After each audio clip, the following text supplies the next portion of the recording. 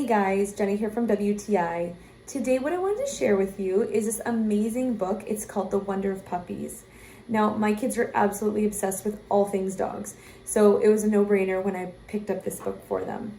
What I love about this book and what my kids love about this book is it is so easy to take a look at the pictures, obviously, but also to read the different sentences that are actually in the book. So I have one daughter who can read really well and another daughter who is learning how to read. So we give the harder pages like this to my 8-year-old, and then we'll give a page like, for instance, this to my 4-year-old. And I love how interactive this book is.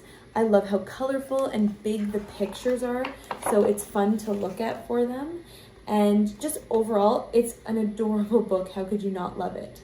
So if your kids love puppies as much as I love puppies and my kids love puppies, I definitely recommend grabbing this book for them. But that's just my point of view.